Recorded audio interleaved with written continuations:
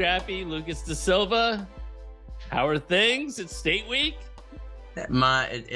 Can we just agree that this is the most exciting week of the high school season and just get it out of the way? This is the most exciting week of the year. It is. I mean, I still go back to state duels being super exciting as well. And Yeah. I'm trying to figure out which of the two, but I'm right there with you. This is what, everybody's worked extremely hard for a long time. And there's just a few matches in front of you. Get a few wins. Next thing you know, you're standing on top of the podium. That's pretty cool. You've done it. I've never done it. Done it a trio of times, and I will say it now. I'm gonna say it probably a couple times throughout this intro and throughout all these videos.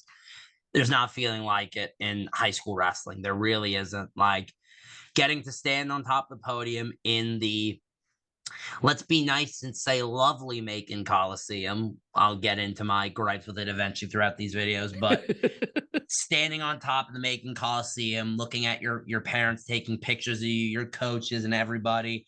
And it's a moment to really appreciate the work you've put in throughout the season and throughout your entire career to get to that point. Each classification, they have about 50, 60, 70 teams depending. So you got to think of it like this. We started with however many kids in your classification, and in your weight class, down to 12. Right. Whichever way it makes sense to the viewers. You guys get what I'm saying? We're down to 12. It's only you and 11 other guys, or girls, fighting for that top spot on the podium, fighting for some jewelry. And I was blessed to do it a couple of times. I'm excited to see. I think the biggest thing about state for me is the storylines, is the kids that, he's a senior and he's a two-time blood rounder and he's got one last run to make the podium, or a guy that maybe he's been a finalist the year before and now he's looking to slay old demons. You get the freshmen who are lighting up the world that want to try to go 4 for 4. And then the team race as well in a couple of these classes is going to be absolutely electric. Yeah. I'm buzzing. I'm hoping I could get to Macon this week. I don't know. We're going to see. It's conference week for the boys. And while I'm not wrestling, I will still have responsibilities.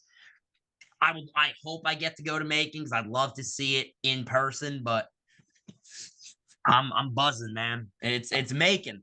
The road to Macon. It is the road to Macon. All right. So just so everybody knows, this is an intro that will go at the beginning of every single one of the videos that we're dropping. But after we finish this intro, we will cut it and actually go to a specific talking in detail about one of the classifications, as well as the girls and that sort of thing. So just if you're really only interested in 1A, or you're only interested in 7A or this or that, we'll get to those in just a second. Okay. But in terms of, Lucas, you said storylines to begin with, just broadly speaking, regardless of what classification, because they'll all be there, right? If you were to pick one or two things that kind of everybody might want to be paying attention to as they walk in, what are a couple of those things? I'm going to hone in on the first-time guys that maybe they're freshmen or maybe they're sophomore, junior, that last year they didn't make it to the state meet. I want you to take it in when you step into Macon. It's going to be 6 to 8 mats running, lots of people, lots of noise, and every coach and their mother is going to tell you the same adage of, hey, that mat is the same size as the one in our wrestling room. It's the same size as the mat. Take it in. Enjoy the experience. There's not a lot of opportunities you have. I would give it a lot to go wrestle in Macon again. Not that I like the arena. I don't like the arena. Right. But for the atmosphere. So first thing I'd say is to the guys who are going there for the first time, take it in.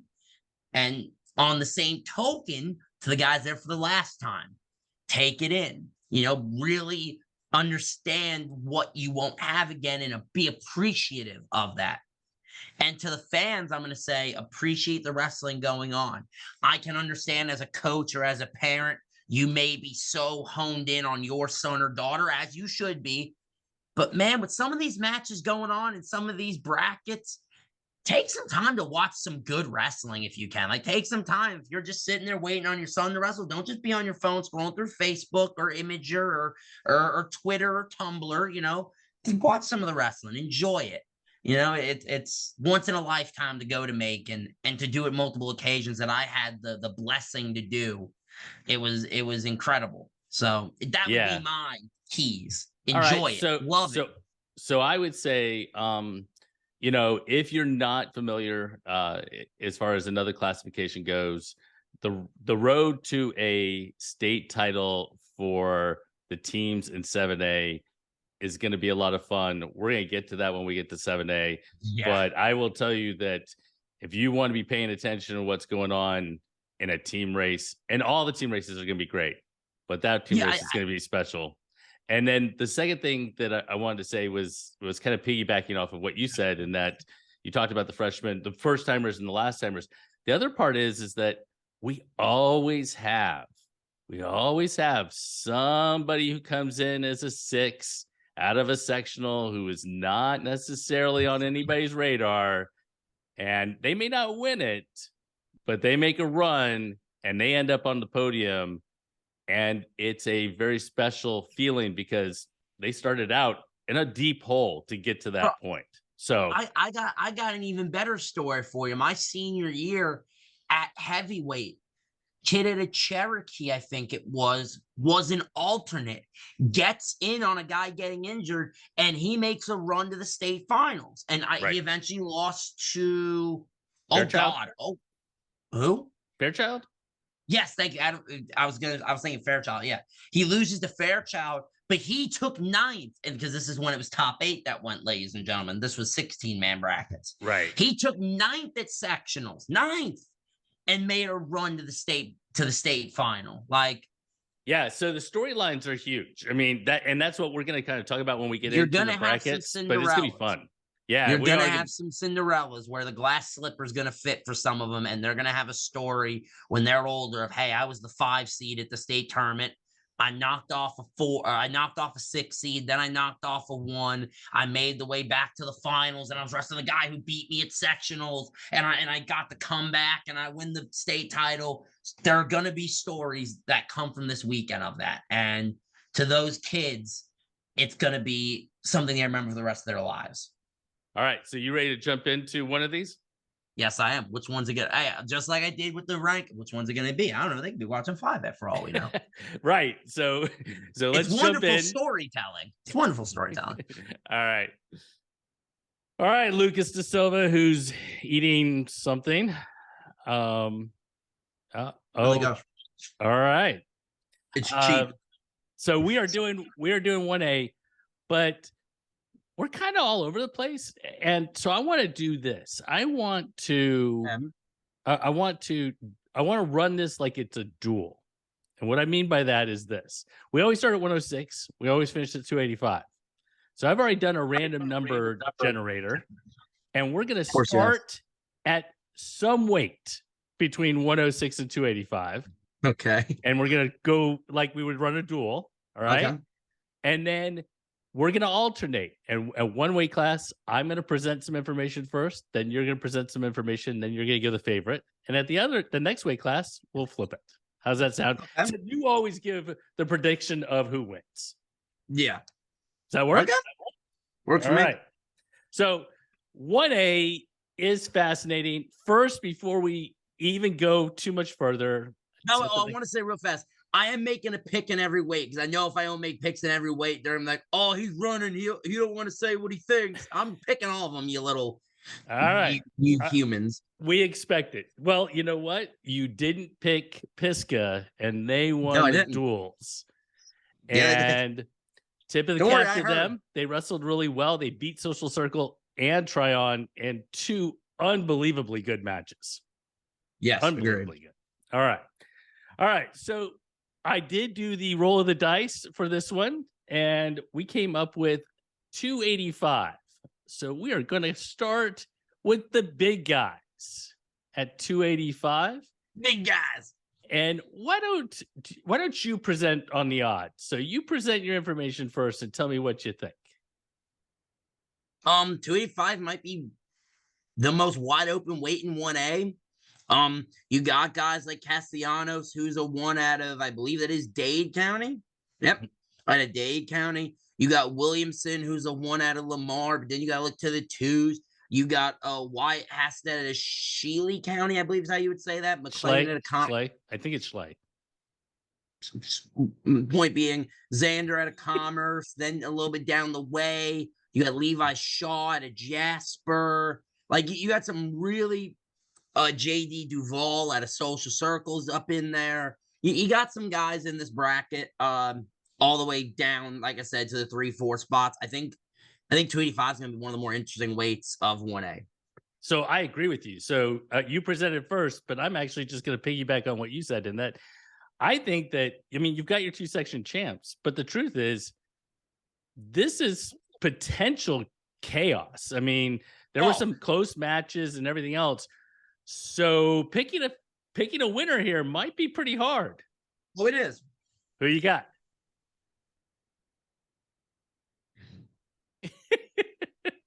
Team Xander McLean. Okay, so gonna go with a non-sectional champ. Yeah, I like him. I like him. He's wrestled good this year. I'm gonna go Xander McLean. So just so everybody knows, out of the 14 weights last year in 1A, and 1A was made up differently, obviously, than 1A this year, but we'll just kind of trying to compare. Yeah, 12 of the weights were won by sectional champs. 2 were won by runners up. There weren't any that were won by anybody who took 3rd, 4th, 5th, or 6th. So, you know, that's something to keep in mind. All right, we'll jump to 106, and it is my turn to present, and I present your returning 106-pound state runner-up, Connor Doherty. He did have a good match. And defending. Well, he's a runner-up, but yeah, he is. I thought he won last year. No. He took second. He wrestled great. He had a tough match in his finals, but I mean, I don't really have a whole lot more to say. I mean, I think it's gonna be a good weight, but Doherty just seems to me like he's head and shoulders above. I agree, and the pick I make is Doherty, but where I think a lot of the bracket's intrigue is going to come in with guys like Jaden Brown out of Temple. Mm-hmm. Shout out to Temple coming in this year and making some changes. They look great. He's a sophomore. You got Mason. I want to say Kundet. This is where I should have talked to Etheridge and asked him I say that name. Then you got guys like Eli Pawish on that top side. I think that top side is going to be really interesting. And if we're going to look team race situation, if you're Social Circle, Kundet's big for you, even if he just gets to the finals. On the opposite side of the equation, if you're Mount Pisgah, you need Doherty to get the job done. And you need him to do it in the way we know he can. 106 should be very interesting, but I'm picking Doherty. All right, I agree completely. All right, so let's move to 113, and you present. 113 pounds, a super fun weight. Your 1 seed is your 1 seeds, let's call him for lack of a better term, Clayton Louthridge out of Trion, a freshman, 23-7 on the year. And the other number 1 is Braden Mitchell, Team Fat and Scrappy member, junior, 45-2 on the year, has had a real good year. Your 2 seeds come in the form of John Charles Moser at a Mount Vernon Presbyterian, and Eli Woolham, another Temple kid in that 2, in a high spot. A little bit further down, you got guys like Jonathan Brick at Athens Christian, Tyler Prinzo at a Mount Pisgah, which again, team race. He may not win this bracket, but you might need him to go get you some points on the backside. Lots of intrigue here. Give me Braden Mitchell. I think he is the guy at 113 pounds. I agree with you. Mitchell is superb. Killer. One of my top 15 in the entire Southeast at 113. He's a super good kid. Be. And I will tell you, I agree with you in that I think Prinzo and, Lowridge and those, especially Trion, Social Circle, Pisgah, in that team race, these are where if you could pick up some points, these are the types of places where you want to try to pick those up. And Social Circle has to have Mitchell climb to the top. Otherwise, I don't know that they're going to be in the hunt. So No, I agree. I think they need him to win the title, and it's one of these situations where, we talk about the others winning team titles. We do. We talk about it all the time.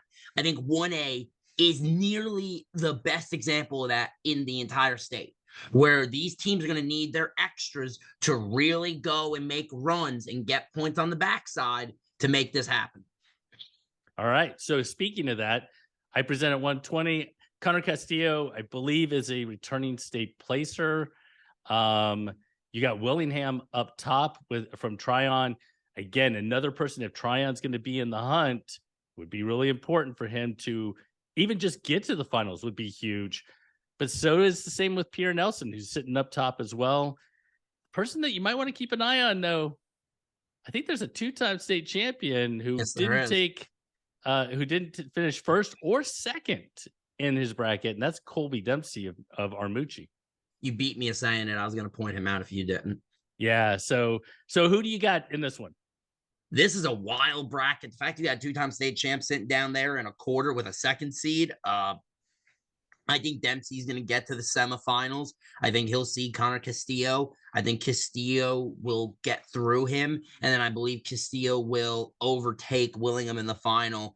I have Pierre Nelson getting to the podium, though. Don't be surprised if you see him in that third. Don't be surprised if your 4 is Castillo, Willingham, Nelson, and Dempsey. Don't be surprised. All right. I could see that happening. All right. Give me 126. 126 pounds. I don't care about order. I'd be remiss if I didn't do this.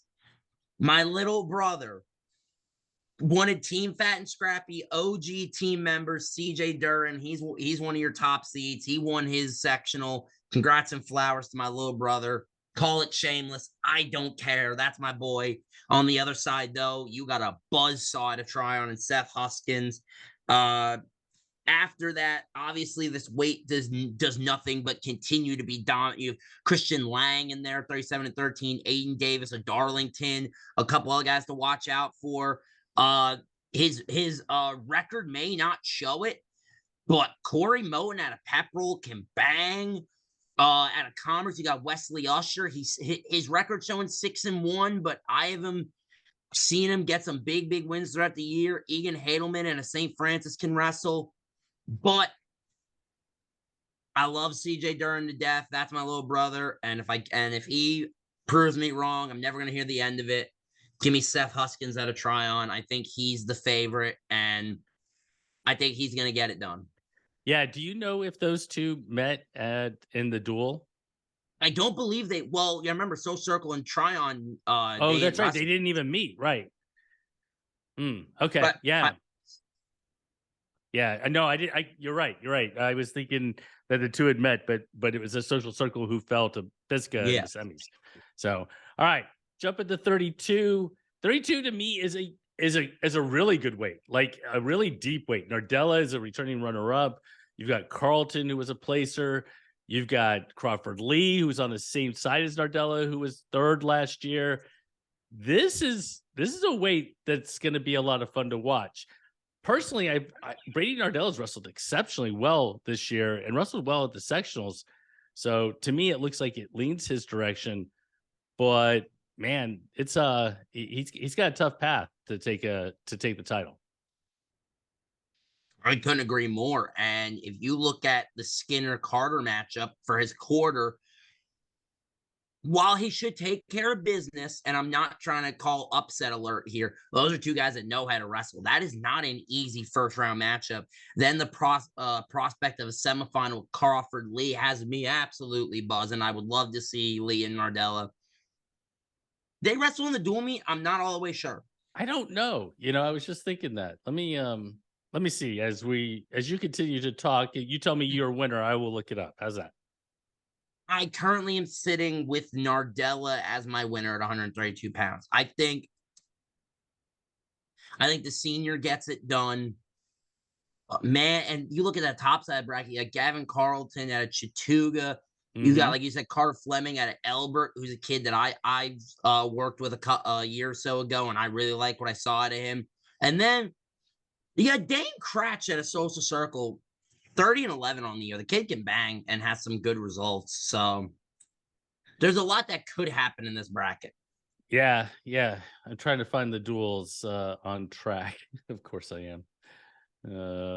We should have Um, probably did that beforehand. we probably should have done that beforehand. Um, let's see here. 1A. There we go. Oh, did I lose you? Oh, did my camera go out? Hang on.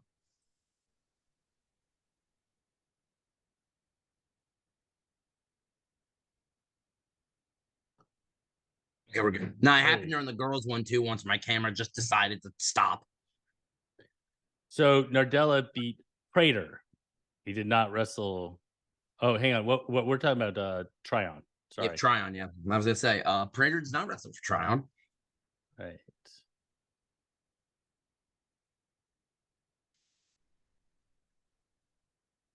Let's see. 9-3 Nardella. Okay, yeah, I'm gonna roll with Nardella. All right. All right. So let's jump to You should 30. probably leave that up just in case we need it again. I did. I did. All right. Mm. All right. Let's jump to 138 and another potential Trion Pisgah final here. I'm a big fan of Marley Washington. I think he's wrestled As am exceptionally I. well this year. He does have a good Colton edge on the same side of the bracket, though. So I was how do gonna you see say, this one playing out? I agree 100%. You can't look over that Colton Edge match. As well on that top side of the bracket, you got Isaiah Davis out of Elbert County, who also can wrestle. And of that quarter of Davis, Wilkerson, and Blevins to me is super fun. And it's gonna be fun to see one of those three try to get up out of that quarter. I'm picking Marley to win this bracket. I think that he is the best one in the bracket, but I think there's a lot that could happen at 138 pounds. All right. So you kick us off at 144. Oh yeah, new weights. God, I love these new weights. By the way, ladies and gentlemen, I don't. I'm being me. So interesting draw here. You got Braddock Bennett again, another Temple kid sitting atop the bracket, winning. He knocks off Zach Lee of Swainsboro in his section final. Then on the bottom side, you have Thacker as your one, beating Jace Parent in the final. So lots 3-1. of 3-1 yeah, in I the was like final. Yeah.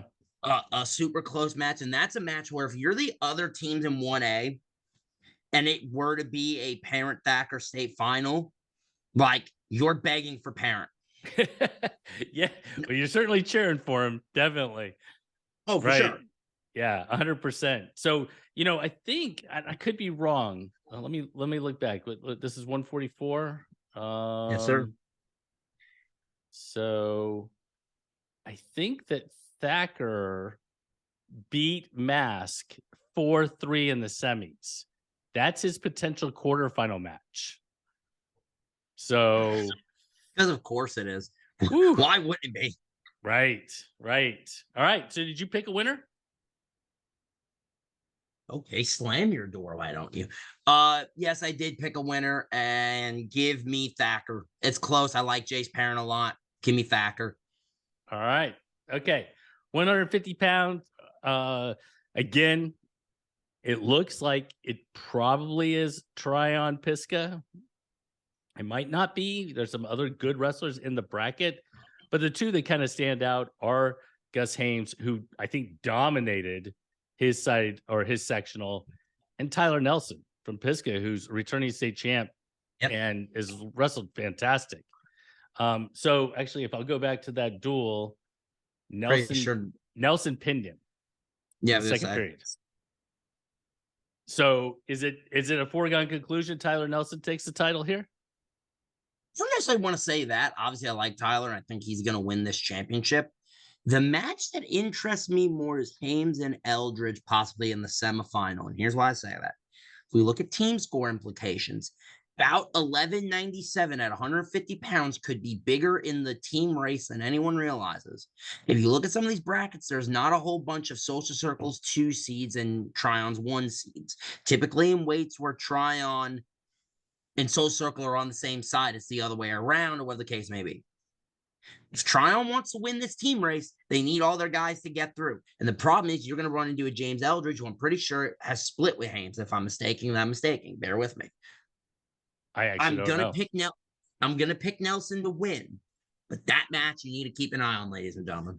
Right. So actually, that I'm glad you brought that up, because just because we're looking at individual state titles and it is about making a run to that, there is still one heck of a team race going on in all of the classifications, and those matches, and especially the matches in the Conci semis and third, fourth, and so on and so forth, are huge, especially when you have a team race that's as close as this. Yes. All right. 157.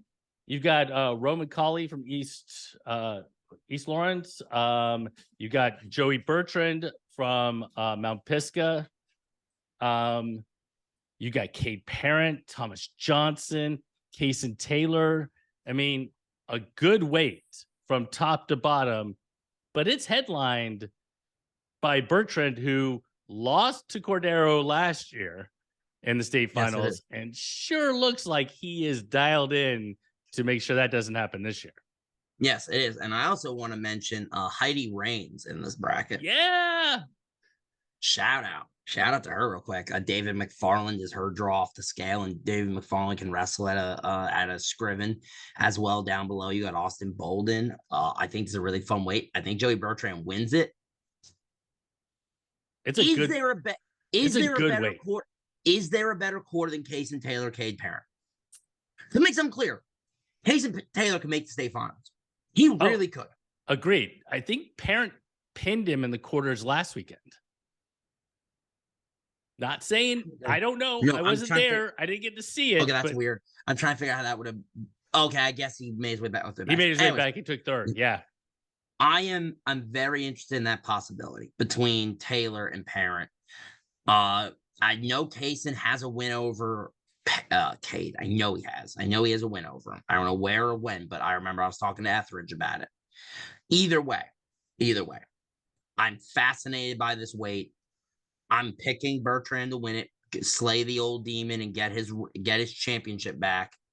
But boy, it's interesting. Yeah.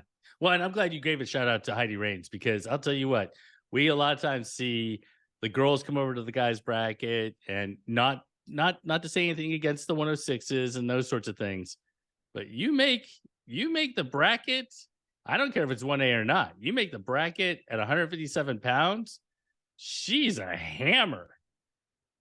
No doubt. I agree. I was wondering where she was in the girls bracket, and I'm like, oh, that's where she is. That's right. All right, 165. We've got Toby Maddox from Trion, Braden Phillips from Commerce.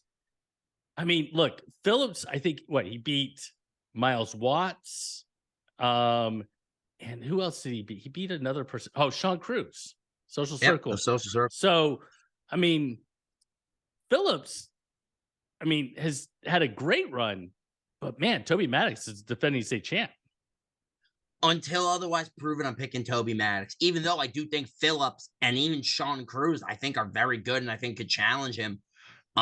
Let's also not necessarily overlook DeLeon at a pep roll.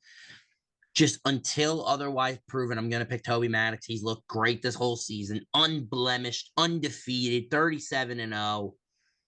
I like what I see out of the kid. He's only a junior. Until otherwise proven, I'm picking Toby Maddox. All right, we'll go to 175. And we don't hand out medals before they wrestle, but boy, 175 and 190, there might not be two bigger favorites around. No, there isn't. But let's also talk about this whole bracket, because there's a lot of, okay. So I'll give you an example. When it comes to team race implications, you have Lang and Blaschke on the same side. Please tell me what happened when they wrestled the duels, because I think I remember. And if not, I want to be sure. Blaschke won 4-2. Blaschke won 4-2. Blaschke would have to get through Sharp Jones of Armucci, who can bang. Don't get me twisted. But if Blaschke gets himself to a semifinals with Josh Lang, again, bout 12-10, the semifinal could mean so much in this state bracket. And I'll do you one better. Jackson Etheridge, in his senior campaign, he sits in a 3 spot. He's got Posabon, looks Italian. I should know how to say that. Excuse me.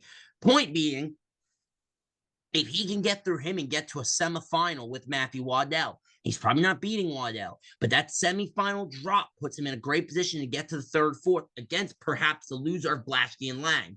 Mm-hmm. So much team score implications in this one weight because of the fact you have Waddell in there, who I think, if we're going to pick a winner, there are 2 guys who I think we could pick. He's one of them. So I'm honestly picking Waddell to win it. But boy, intrigue at 175 pounds. Intrigue, ladies and gentlemen. All right. And 190, I made, basically I alluded to the fact that, Logan Eller sits in the bracket. He's signed with App State. He's 36-0. He has been fantastic. He lost last year to Hoke Hogan in one of the best finals. In a thriller. Right, around. I'm not saying that, Wiggins and Price and Cody and the others don't have a shot, but that, he's got to be your pick, right? Agreed. No, he is. Yeah. So anything else about the bracket that, there's a lot of really good names. It'll be funny. It'll be really interesting to see how it all plays out. Steele Brown, to me, is an important one for Pisgah, because if he can find his way onto the podium, that will be huge. And 47-17, I don't like to call someone inconsistent, but freshman. He's a freshman. I would say freshman, has seemingly wrestled like a freshman, has had great performances, has had performances. This is one of those days where for them, if they really want to win this team title and do the double, they need him to be on one of his good days. They need him to be on a good day. All right. And our final weight is 215. Hoke Hogan sits as a returning state champ at 195. But we also have a returning state champ in Landon Williams in the weight. I would say let's not all the way look over Landon Williams here momentarily. No, I wasn't. Like everybody kind of gravitates to, for a couple reasons. Number one, 1A, Hoke Hogan was in 1A last year. Landon Williams was a 2A state champ who's now come down to the weight. Both have wrestled super, super well. I haven't seen Landon Williams. Hope's a junior. I forgot that. Yeah, I haven't seen Landon Williams. So is Landon Williams. No, but I knew Landon Williams was a junior. I thought Hoke was a senior this year. Oh, God. Have fun 1A next year. Have fun. Speaking of Hoke, I got to say something. Hoke, I saw what you said to Tyree. I'm going to make something very clear, Hoke. You ain't that far from my weight. You name the time. You name the place. I say let's have a little bit of fun. 5-5-5. One period folk style, 1 period freestyle, 1 period Greco. We'll go 15 minutes. You and me, bud. And it's all out of respect because you a killer and I love you. You're my boy. But hey, you name the time, you name the place. I'll do it in your backyard. I'll do it in Atlanta. It's up to you, homeboy. But I'm picking him to win a state title. Make that clear. I'm picking him, but I'm also throwing out a gauntlet. All right. So that is 1A in a nutshell. We've already alluded to the team race. And look, the truth is, Pisgah, and I'm going to pull it back up for me so I can look at it. Pisgah has 6 sectional champs, 11 total qualifiers. Trion has 7 section champs, 11 total qualifiers.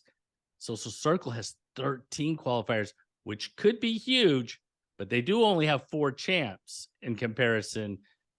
So how do you see that playing out? Who are you picking against Pisgah? I want to. Just because. Here's the thing. So I've given them 5 titles. I've given Social Circle 3. I gave Trion 3. I gave Commerce 2, Pepperell 1. What scares me are the others for Pisgah. That's what scares me is there are others. Like, I feel more safe in Social Circle's others than I do Pisgah's. Because, like we said, it is a thing where you need a Steel Brown to get on the podium. You know, we look at 215 pounds. You need Joy Chance. You need Choi Chan to get to the Chain. Sorry, I'm my fault. You need Joy Chain to get to the podium. Yeah, no. So I agree with you in that. I think that, I mean, Bertrand, Nelson, I mean, you know what you get as far as the top level of Pisgah. But if they get those from those others, they've got it. They're the team to beat. The question I have is Trion's second tier. They could really come through and put some big points up as well. I'm actually changing my pick. Hang on.